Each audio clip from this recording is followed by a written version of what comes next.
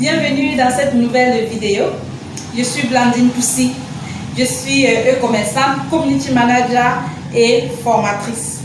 Je t'enseigne chaque jour sur cette page comment mieux te déployer en ligne, comment gagner plus de visibilité et comment te faire des premiers clients grâce à ton business en ligne.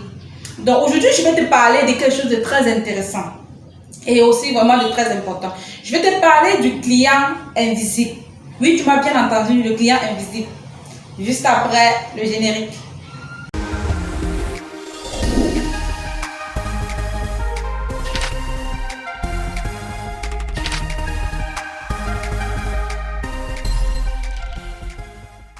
Bienvenue à nouveau sur cette vidéo. Je te parle aujourd'hui du client invisible. Pourquoi je te parle de ce sujet aujourd'hui? J'ai récemment dans un de mes posts quelqu'un qui est venu commenter en me disant comment tu dis aux gens que tu accrois que tu aides les personnes à accroître leur visibilité en ligne, alors que toi-même sur ce post où je parle là, il n'y a pas beaucoup d'interactions, il n'y a même pas beaucoup de commentaires. J'ai ri, j'ai souri. Parce que ce que vous ignorez, c'est qu'en ligne, il y a des clients invisibles. Il y a des personnes qui ne souhaitent pas s'afficher, qui ne veulent pas commenter, liker, partager. Ils ne font pas ce genre d'interaction sur des publications.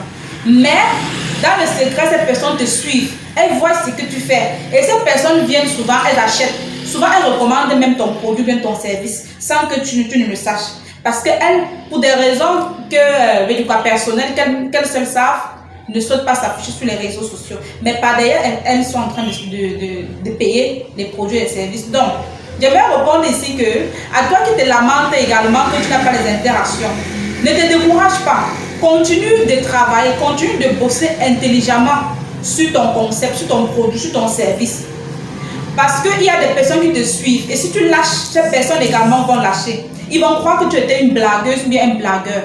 Continue de travailler sur ton concept, sur ce que tu fais déjà en ligne là. Continue, il y a des gens qui te regardent. Et ces personnes, bientôt, elles vont acheter. Ou alors certainement, il y en a même qui achètent déjà, mais que tu ne vois jamais dans tes commentaires. Donc, il ne faut pas toujours se fier ce n'est pas le seul élément d'évaluation.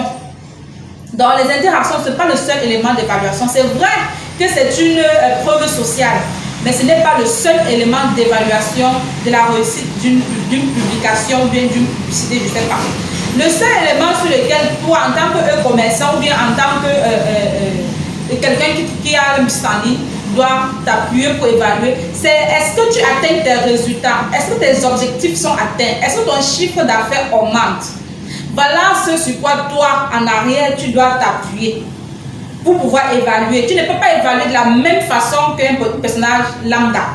Donc, j'espère que cette vidéo t'a intéressé et qu'elle va davantage t'éclairer pour les prochaines publications que tu vas faire. Donc, je t'encourage beaucoup à ne pas baisser les bras. Vas-y, fonce. Continue à faire ce que tu fais, fais-le bien et intelligemment. Et à très bientôt pour une nouvelle vidéo. N'oublie pas, abonne-toi, like et commente.